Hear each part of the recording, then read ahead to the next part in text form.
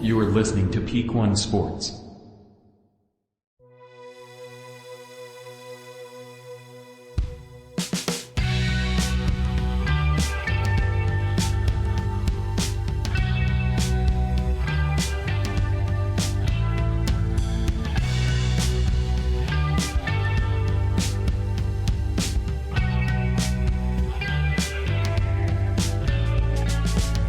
Welcome to the Bungalow Sports Show. Oh, it only took 2 episodes before infection screwed everything up. I have a house full of fevers right now. I luckily don't have one. I thought I was going down earlier. I was getting real close. I was like, and then I took a little bit of a nap, and then I felt fine. But, yeah, Paris has got like 102 fever. Andy's only sitting at about 99 right now. He's doing okay. I don't know about my mother-in-law. We just when people start getting sick. Sucks. Yeah, when we get sick, we like quarantine for my mother-in-law because she always ends up in the hospital. So we can't get her sick. But either way, right? We power on. We power on here. We're going. We're doing this. Joey is in his cave. I'm in my cave, and we're doing this remotely, and that's fine. That's right, okay? Dude. Yeah. We're here. We're here. That's all that matters, right? Yeah. How's your week last week? It was good. It was good. It was actually really good. That started off a little shaky. It was good. Isn't it funny you have like a program where you're just like, oh, it was okay. Right. You know what I mean? But in reality, it was a really good week, you know? Right. So, yeah, you know, All right. Homework's done early. The sports were cool, you know? I was watching a lot, man. Feel good. I had a pretty normal week, run of the mill. It was perfectly fine. And then Friday, I had an experience I haven't had in a long time. And for better or for worse, I saw a penis in the wild, dude. I saw for the first time in many years. I was driving down the road in Tracy, California, and I saw this gentleman standing over on the sidewalk. And he first caught my eye because I could tell he was like talking to the air, and like I always like to hone in on those characters just to kind of see if I could figure out what their conversation's about. And then I look down and I just see that little mushroom cap sticking out of the forest floor. You know what I mean? Right there. In the crotchal region. And he wasn't waving in it. I mean, there wasn't like enough shaft for him to wave it, so it was just kind of there. But like at first I thought they call it the light switch because it just goes up and down. It doesn't helicopter, but it just goes up and down. Right. I thought he was peeing. I thought he was taking a piss on the sidewalk, but then just because like the way he was standing and the way his hands were positioned around his exposed penis. But then I realized, no, he wasn't. I think he was just trying to push his pubes back a little bit so that more of it could be exposed. Okay. But then I felt kind of offended because as soon as I drove by and he realized I was looking at him, he pulled his pants up, and I was just like, "So what? That wasn't for me? Like what? Right? Yeah. Like what the hell, dude? Like what are we doing here? Like what are you doing that for? Unless you wanted somebody to look at it? Yeah. You had an audience, you know. That's what I'm saying. Don't get shy now. Exactly. Yeah. As soon as we locked eyes, he pulled his Hanes sweatpants up and went about his business. But so it's funny you say that, dude, because I feel the same way once I see somebody yelling in the air because I like to sip tea. You know what I mean? So when I see it going, I got to know what the tea is. Right.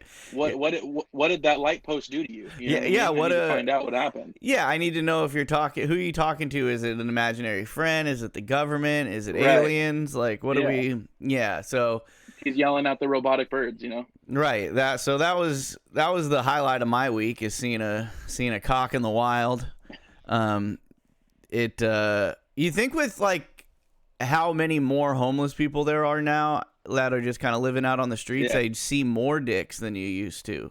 But I feel like I saw way more dicks back in the day than I do now. Well, you know what someone brought up to me the other day is he said there's so much more of them. How come they don't like revolt? And they don't create like a small militia, The homeless people or their penises, they start dude? just Both. They could be menaces, dude. Like they just start going through and just like robbing banks or stealing from Walmart. Right. It's like they're slowly gaining more and more people, dude. Well, and that's You know? like I think a lot of times, like a lot of the, because I mean, conservative, liberal, whatever you are, like I'm sure you're not a huge fan of like a shitload of homeless people hanging out in your neighborhood. You know what I mean? But I feel like I feel like.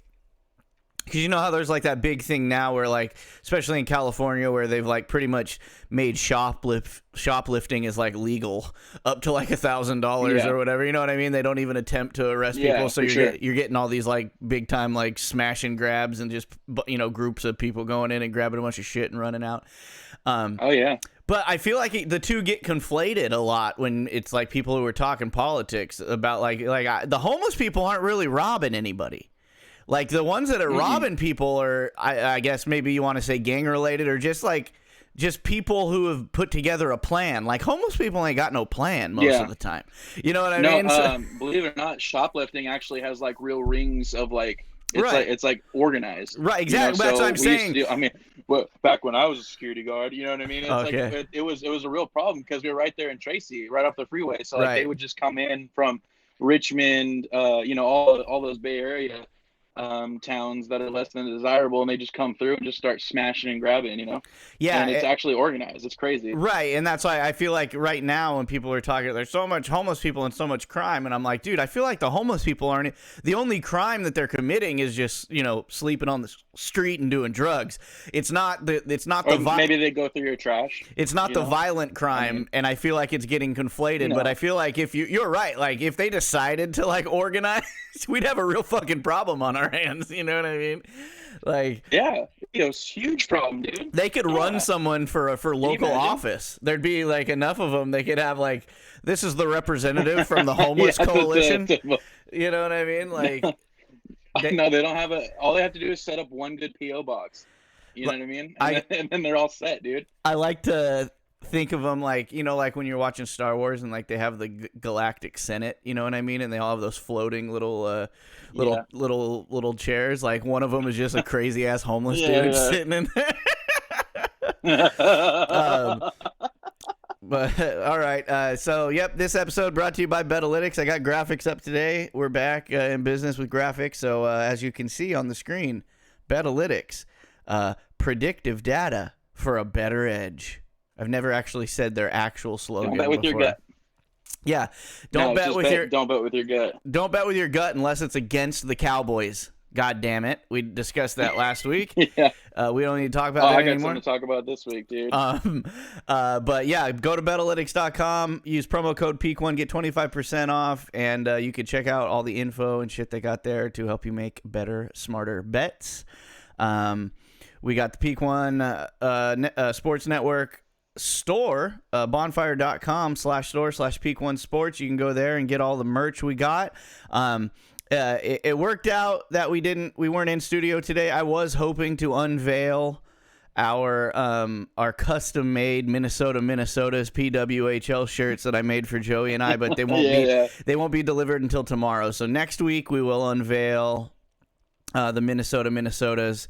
I'll show you what those look like a little bit later in the show. I think I did a pretty good job on them, but once Joey and I get those on and we put them out, I'll put a version of it in the store, because like right now, like the ones I made for Joey and I actually have the PWHL little logo on top, so it looks like a legit like piece of merch.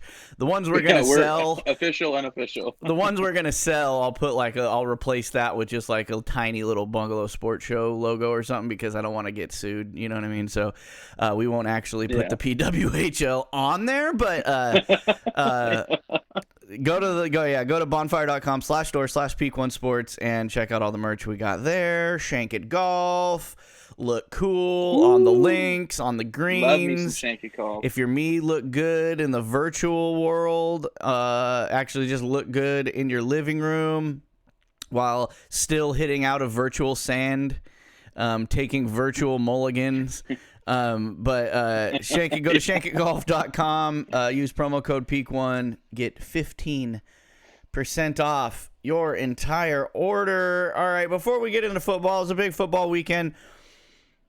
Let's talk about the NHL real quick. Not a whole lot of news going on, but you know us here. We always got to let you in on who's good, who's bad. The Vancouver Canucks are still in first place in the National Hockey League. Yep. They are still hanging on that number one. Right behind them, Boston went on a little heater and got themselves in second place. Winnipeg is still hanging in there. Colorado, I mean, look at it. It's literally like last year. Like, it's all the same teams, man. You know what I mean? I think the New York Rangers and the Philadelphia Flyers, surprisingly, being top 10, like, the Flyers are the story, I think, right now for me, just because, like, the Rangers weren't very good last year, but the Rangers basically have the same damn team other than, like, surprisingly old man Jonathan Quick. I was going to say, I feel like, correct me if I'm wrong, but most of those teams didn't really make too much of a difference roster wise. I know Boston let go of some people, but and retired some people, but yeah. But Philadelphia behind John Tortorella is just really kind of surprising everybody. They made that big move a couple weeks ago, where their number one pick from 2 years ago, Cutter Gauthier, who was part of that gold medal winning USA Juniors team, basically saying, I don't want to be a Flyer. And they're like, all right, you don't want to be a Flyer? Go fuck yourself. And they traded him to the Ducks for Jamie Drysdale. And I think a pick or something like that. And Drysdale obviously was a good defenseman for Anaheim, and now he just went straight into the starting lineup, and now Anaheim's got to deal with Cutter. And hopefully he finds it better in Anaheim he never played on the starting roster, for Philadelphia, which maybe was what a big gripe of his was. I don't know, because apparently all things said, like, when he got drafted, like, he was literally said the words, like, I was born to be a Flyer, like, like, really, like, talking it up like he really wanted to be there, and then a couple years later, he doesn't want to be there at all. Whatever, but with or without him, Flyers are really surprising everybody. We talked a little bit about Edmonton last week, kind of just flipping things around, doing a complete 180. They're right there, right in the mix with everybody. And now you might find this surprising, but Edmonton, as of a few days ago, won their 13th game in a row.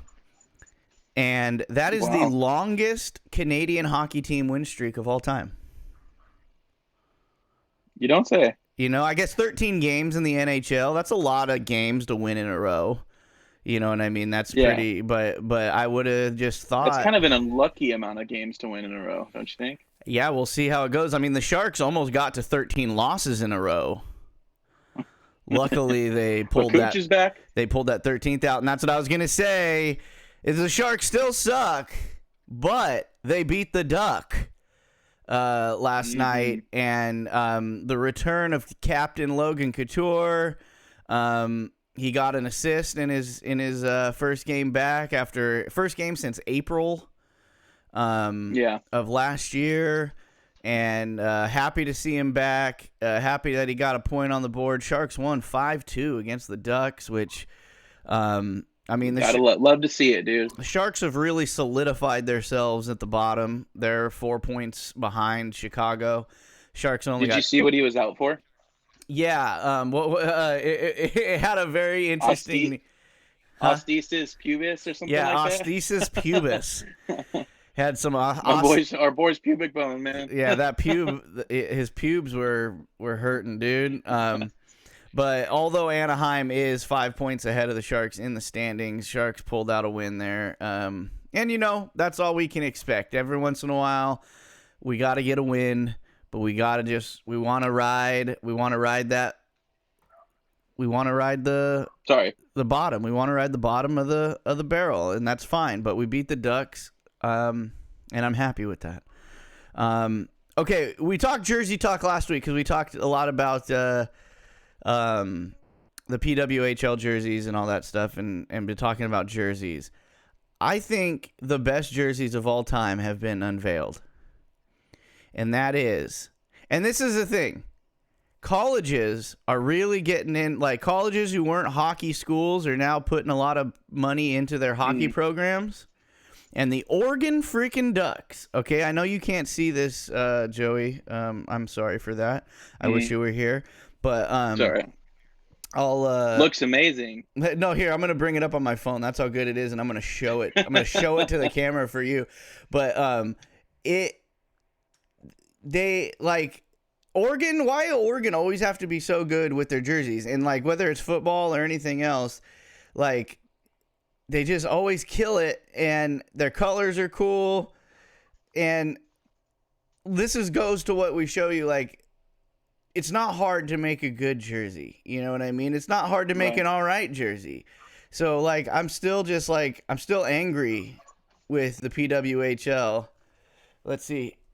Can you see those, Joey? Or is it too bright? Oh, goodness. It's a little bright, but it's still looking good. Nah, you'll see it on the show. Whatever. These jerseys. What's that mascot? That's just a little ducky with that little Oregon sailor hat. And and he's got the little yellow kerchief on and everything.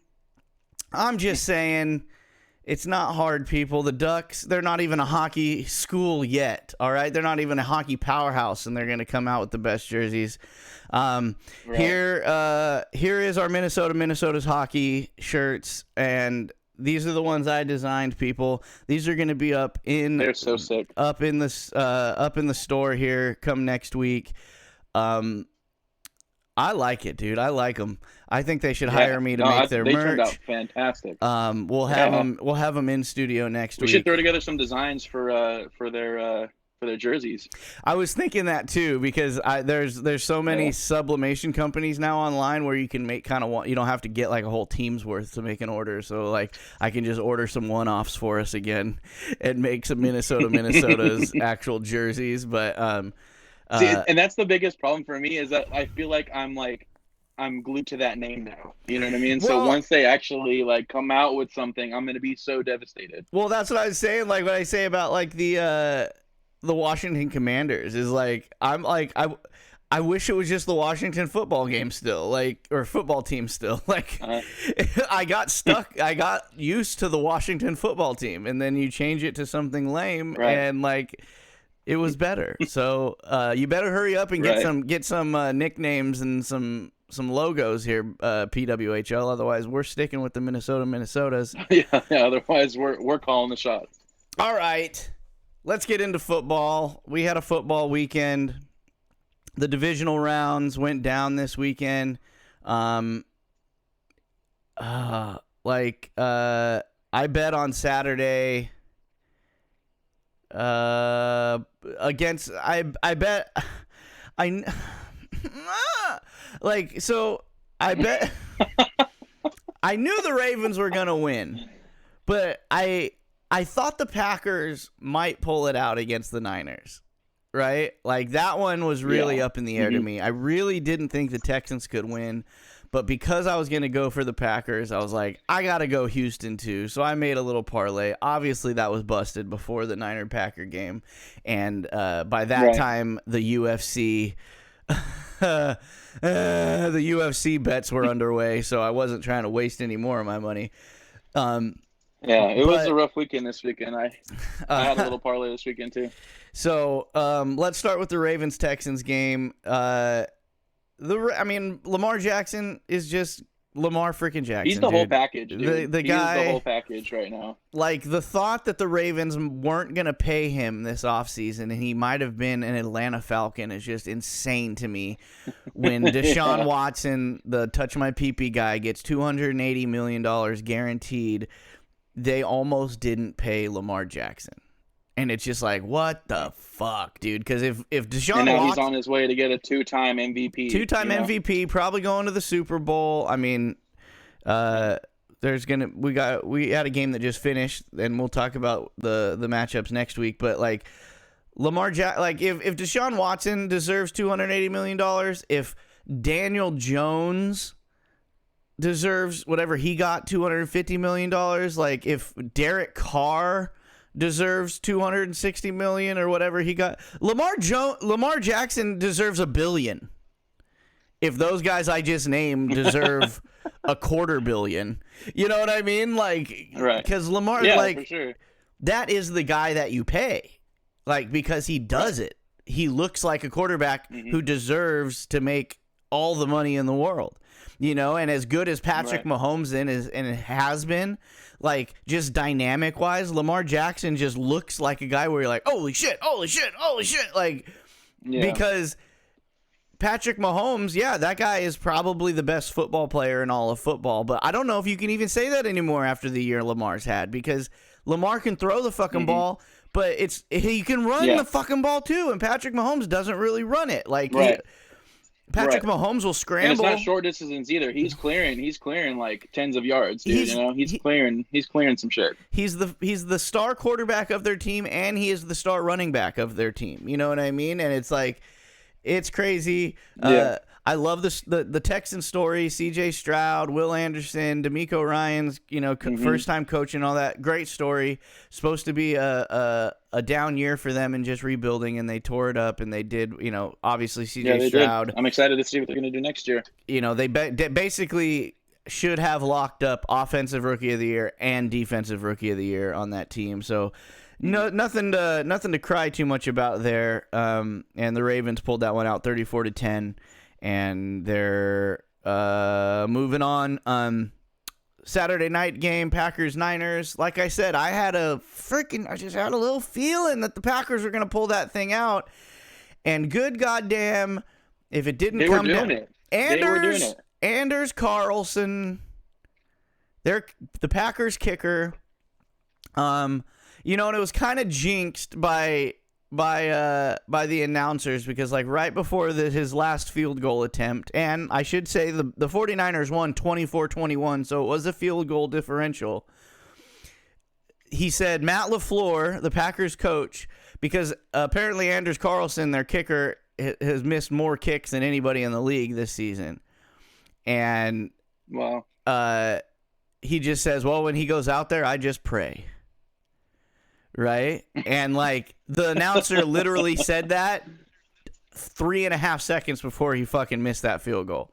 You know what I mean? So it was just, I guess it was just written in the stars, and the Niners just continue to have the Packers number when it comes to the playoffs. And the Niners are going forward. And me, like, I have no skin in the game. My Rams lost last week, so whatever. I always kind of just try to pull either for an underdog or a California team, whatever's left, you know what I mean? And right now, we've still got the Lions in there. And even though they've been good all season, I still consider them an underdog because they're the fucking Lions, you know what I mean? So, and I'm a fan of Jared Goff, and, we talked about this last week. We don't got to talk about that. But, so... I didn't really care too much about that, but I was fine with the outcome because I do have futures on the Niners and Ravens to win the Super Bowl. So I am pulling for both of those teams to make it to the Super Bowl so I can win money either way. But, I mean, the way the Ravens look, I mean, who the hell are going to beat them? It might be. They're all over, dude. Their defense is strong. They got the rushing. They got the receiving. Their quarterback is a gem. I mean, they're going to be tough to beat, dude. It's crazy. I mean, I guess the team that could do it is the team that's going to go in there next week, which is the Kansas City Chiefs, who just won right as we started this podcast. They beat the Bills 27-24. And the Bills, good God almighty, wide right. The worst words in Buffalo Bill history just happened again, and they missed a field goal wide right to tie the game at the end. And Tyler Bass. I needed that to complete my parlay this weekend. And yeah. Goddamn Tyler Bass. I had it, dude. I had the Ravens. I had the Niners. I had the Lions, and I was just waiting on this game. And no, Tyler Bass, you son of a bitch. And it wasn't. It was. Oh man, it wasn't even a long one either. It was like a 30. It was like a 32-yarder or something. So it was like definite. Had a plenty of leg. Just wide right. Always Buffalo. Yeah. Poor Buffalo. They are spurned. But yeah. So yeah, the Chiefs take that one. Travis Kelce scored, so we got to see Taylor Swift up in her box. You know what I mean? And a lot of people in her box, dude. A lot of people in Taylor's box. Oh, yeah, I'm You sure, know what dude. I mean? A lot of people in Taylor's I, box. It I looks know what you mean, dude. She it writes a song after every one. it looks warm in her box, dude. And a lot of folks up in there. But yeah, and then yesterday or this morning's game, the Bucks and the Lions. Lions kind of just took care of business, 31-23. The Baker Mayfield's fairy tale kind of went and just, the Buccaneers Yeah. offensive line really shit the bed, dude. There was 3 sacks that were completely unblocked players. Like, you never see Wow. that shit. Like, just especially with a team like the Lions, who have like their secondary, their quarterbacks are the weak part of their defense. Their rushing is their strong suit. So you think that all the offensive line game planning for the week would be like, make sure somebody's always blocking Aiden Hutchinson, make sure the blitz are always picked up. And like I said, Baker got sacked 3 or 4 times, and they were pretty much all unblocked. Like, just dudes ran straight through right to him. Wow. But you know what? I mean, that being said, again, Tampa Bay is a team that wasn't supposed to do shit this season. You know what I mean? And Yeah. it was really Baker and his resurgence and his kind of like proving like, no, man, I'm a starter in this league. And he did that, even with losing in the playoffs. I don't think he lost any stock. I think all the stock he gained throughout the season of like kind of reproving himself as, yeah, this is why I was a number 1 pick. I don't think he lost any of that. Yeah. They'll be fine. But that being said, next weekend we got Lions at Niners. We got Chiefs at Ravens. What do you think there, Bill? I'm gonna go. I'm gonna go with Ravens. I'm gonna go with the Ravens over the Chiefs. Okay. And Now, do you think it's going to be a tight one, or do you think this is going to be the time where the Chiefs finally get kind of exposed for being as mediocre as they were all season, and the Ravens kind of show like, no, this is how much better we are than everyone else? I don't know. It's interesting because in the beginning of this game, of yesterday's game, Saturday, they had a slow start and they gradually gained their momentum. So if they give him the same amount of time, him meaning Mahomes, if they give him the same amount of time that they gave the Texans, I mean, a lot more Damage could be tribal done. knowledge. Yeah. Yeah, I mean, they're a lot more of a complete team than the Texans were. So, I think it could go either way, but I'm going to go with the Ravens for that. All right, and then I think because next I'm tired of betting money line. I'm tired of betting on winners, dude. I think I'm gonna do over under parlay. I think I'm gonna do an over parlay next week on both games. I think both games are gonna be high scoring. Okay. So I think I'm just gonna go over both games. I don't even know what the numbers are yet, but we'll find out. And I think no matter what they are, I'm just doing straight overs parlay, and that's all the football I'll be betting on next week. But yeah, that was the NFL this weekend. All right, before we get out of here, dude, I gotta talk. I mean, me and Alexis will go over this on the fight show this week, because all we have this week is to go over this, because there's no UFC coming up, so we got another weekend break, so we're just gonna go over our sadness. So you guys have to sit with this. For as hot as we came out of the gate in 2024, week 2 of 2024 really humbled us real quick. We went 3-9 in our picks this week, and I'm gonna say it, and we said it in the text in the chat. It's all Canada. And if you watched the Bungalow fight show last week, you knew how apprehensive we were about betting on Canadians. But gosh darn it, like, it's almost like they gave us no choice. There was too many of them, and you just get this, like, and we've talked about it ad nauseum, but like anytime there's a fight card in the UK, anytime there's a fight card in like another country, it's like that country's people tend to like get this little boost, you know what I mean? And they go out there and they win and they have good showings in front of their home crowd. Not Canada, all right? apparently Canadians don't give a shit about getting beat embarrassingly in front of their home crowd because one of all our we had 1, 2, 3, 4, 5, 6 Canadians that we picked. One of them got the victory, and she did win. It was the only bet I won. It was a Jasmine Jasdavicius submission victory. Second fight on the entire card. So that shows you how the whole card went for me. It wasn't a fun card for me to watch, especially the main event. The main event was a very closely contested fight, but god damn it did I think legitimately, not just because I had money on it, because my money was lost, all right? Yeah, if I'd have won that, I would have won a little bit back, but it wouldn't have mattered. I really do think Sean Strickland won that fight. Dana White thinks Sean Strickland won that fight. A lot of people think Sean Strickland won that fight. And he didn't. Dricus du Plessis is the new middleweight champion of the UFC. South Africa has their very first champion from that country.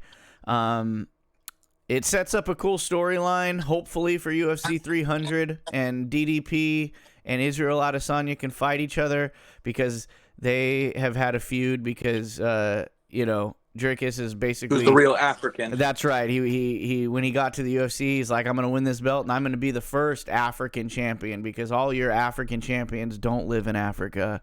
I live in Africa, right? I was born here. I've lived here my whole life. I'm never leaving. All these other African champions live in other countries. Right. So however you feel about that. But the one thing I don't like is that this pick of all the picks throughout the week and from the videos and the clips I posted, this pick was the most like, oh, yeah, right, GDP's going to win that, no problem, easy. That was the reaction I got more than any other pick. So that's why it kind of irks me because now I got to eat crow with these fucking guys because he didn't easily win the fight. He won a split decision that should have gone to Sean Strickland, but he won. Okay, so now I got to eat crow to all these fucking commenters, which is fine. Keep commenting. It happens, it's fine. It's part of the game. And then also, even though I did not think she had a chance in hell, I want to give a shout out to Raquel Pennington, the new UFC Women's Bantamweight Champion. She is an old dog who's been around forever.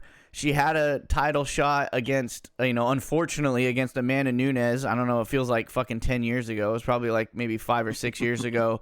And she was like the only one to take Amanda Nunes to a decision. You know what I mean? So maybe that should have told us something back then that she was legitimate enough to be a champion because everybody else got smashed by Amanda Nunes. She took her to a decision back then. She was fighting, this was for the vacant championship that Amanda left when she retired, right? So she was fighting Mayra Buena Silva, who is up-and-comer and seemed like she would just steamroll her, but goddamn did that veteran savvy just drain. It was a bad night for Brazilians, too, wasn't it? It was a bad night, Joey. It was a bad night. Yes, it was a bad night for Brazilians. And they were all Brazilian women. Those are the only Brazilians on the card. 3 Brazilian women, and they all got smashed.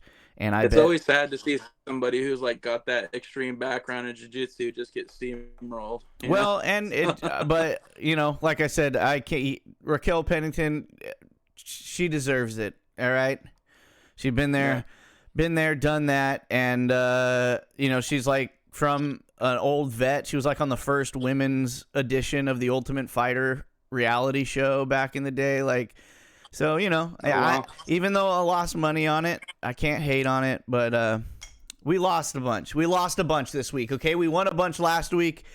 We lost a bunch this week. All right, I got to go put my kid in the shower, and hopefully he doesn't have a fever so he can go to school tomorrow. Thanks for this impromptu show, Joey. I appreciate you joining me as always. Thanks for having me. Thanks for having it work, dude. Making it work. We always make it work, but thank you guys for listening. Again, next week we will be back in studio. I don't know if everybody's feeling good. Maybe I'll barbecue some shit, Joe. Maybe you should come over. We'll watch the football games in the studio and eat some meats or something and dude, like a couple of men, dude. Yeah, maybe a couple of men. Yeah, who knows? Maybe we'll do a little live streaming or something during the game on TikTok or something to try to get the numbies up. little bit of small engine repair too while we're out there. Yeah, dude, we'll do something. I'll get my lawnmower out here. We'll work on it. Yeah, dude. And we'll vote, and it will just be rooting for points. We won't be rooting for teams because I'm gonna bet the overs. No. I'm gonna bet the overs, and we'll just be rooting for points. But all right, thank you, buddy. Have a good week, everybody out there. Thanks for tuning in, and enjoy your sports.